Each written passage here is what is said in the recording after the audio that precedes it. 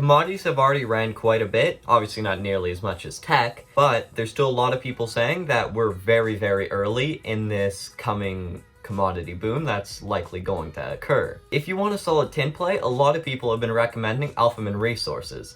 Let's get into it and see if it really is a solid stock.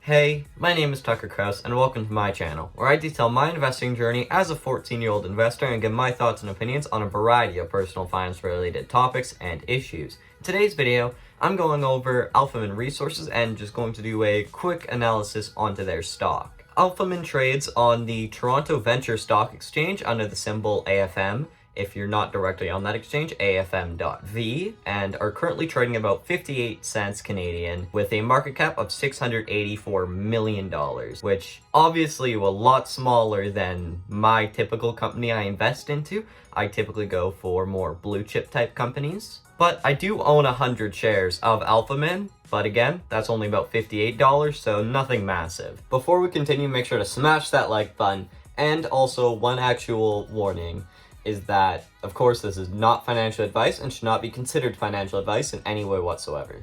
So, their only mine is located in the DRC, which, of course, isn't exactly the most stable or richest country in the world, but they do actually manage to very cheaply produce 4% of the world's mined tin, which of course sounds really good for a single mine. Not to mention, they do have significant growth potential.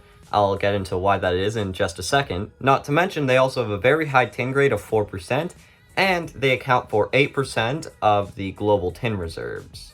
And they also have very notable investors as well, but let's quickly get into why all of these are the case, I should say. So you can see here that their EBITDA, earnings before interest, taxes, depreciation, and amortization, have been going up throughout 2020, especially in Q3, Q4. And yes, their tin sales have been going down, but their earnings have still been going up. So I imagine that's, a good thing. But that's also because, as you can see in the top right, tin prices have been going up. And along with tin prices going up, you can see in the bottom right that they've actually managed to significantly increase their working capital and significantly decrease their net debt, which is of course a good thing. They've taken on a lot of debt to help expand their mines and production throughout the last few years, and a lot of this stuff's only going to start coming on operational throughout 2021 and in the next few years after that. Just something very quickly is that you can see that they have pretty much matched or outperformed all of their planned performance as well. I just thought that's a good thing to note.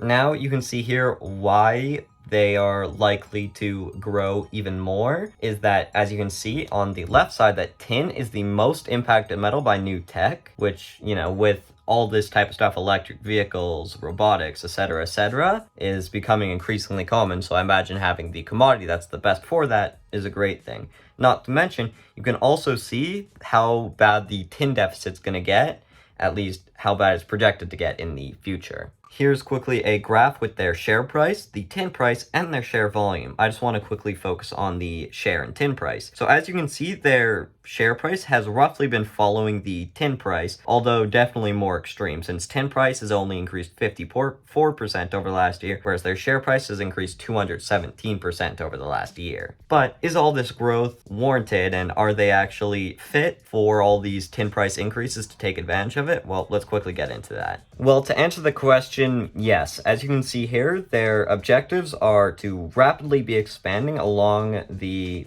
I'm not even going to try and pronounce the Huma-Huma Ridge. It's all very close together. This doesn't get into too much detail.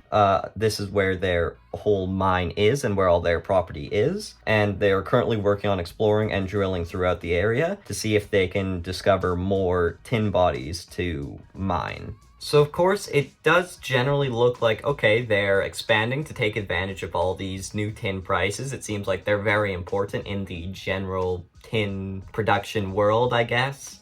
And not to mention, higher tin prices are going to positively impact their future free cash flow, and they can use that to continue to pay off their debt. And they've actually said that they will look into a dividend once they've managed to successfully pay off all of their debt. Something to note is that they do seem to be treating the people well. They're building up infrastructure in the area and have 4% of their expenses going towards the general community. So I thought those were additional things to note.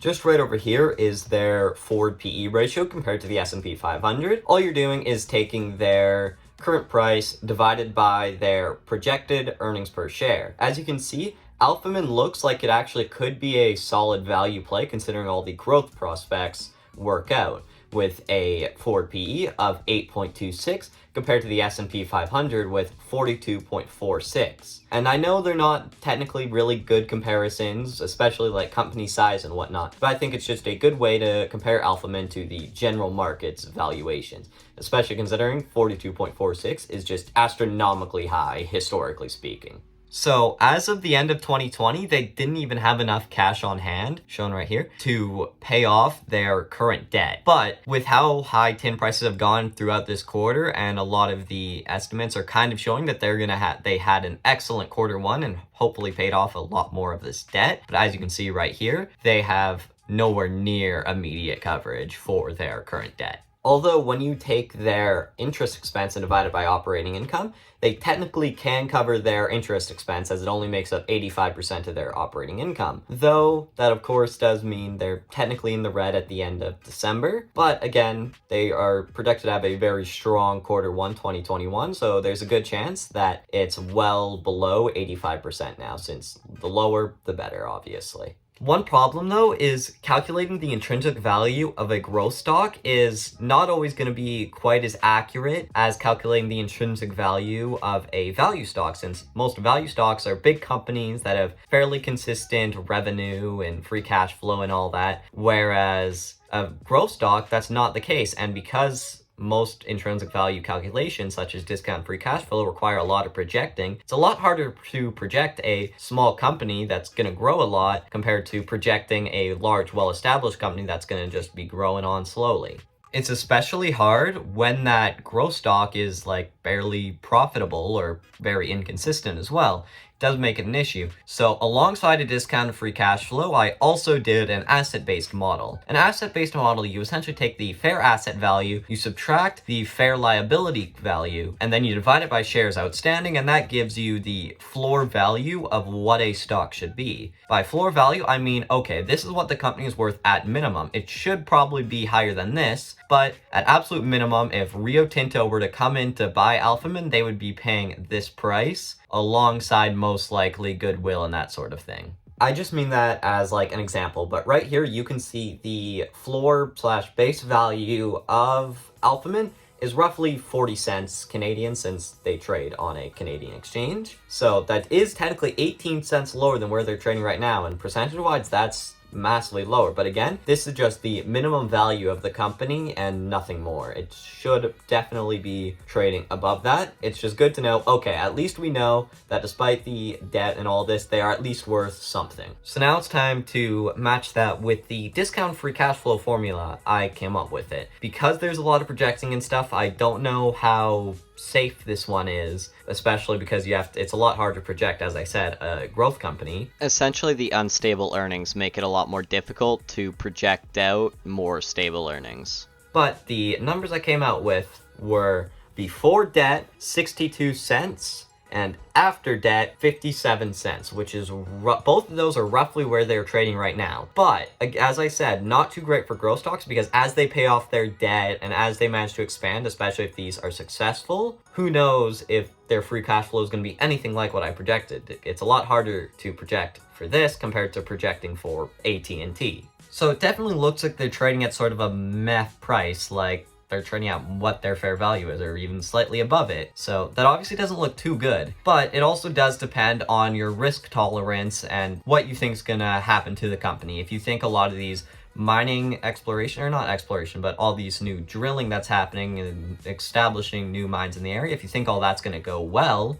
then of course it seems like it would be a good buy. But if you think that might not go quite so well, or you think they might have problems paying off their debt, then you maybe be like, yeah, I'm probably not going to go near it. Since I'm more of a value investor than a growth investor, I'm probably just going to hold on to my very small position because I think, from my research, it does kind of seem, okay, I do think a lot of these explorations will go well. I think they'll be able to pay off their debt. But because I'm more of a value investor, I don't quite like taking that much risk with having to bet on all their plans going well compared to just, having good finances already. So me personally, I'm probably just going to be staying about where I am or adding on very slightly. I just want to have that out there for my personal record. So, if you enjoyed watching, thanks very much for making it to the end. Make sure to smash that like button, make sure to subscribe and hit the notification bell, and comment down below with your thoughts and opinions on the stock, or maybe what stocks I should go over next, all that kind of thing. And so, if you made it all the way to the end and you want to see more, right here and here will be to another video, and to my channel. Could be flipped, again, I don't know,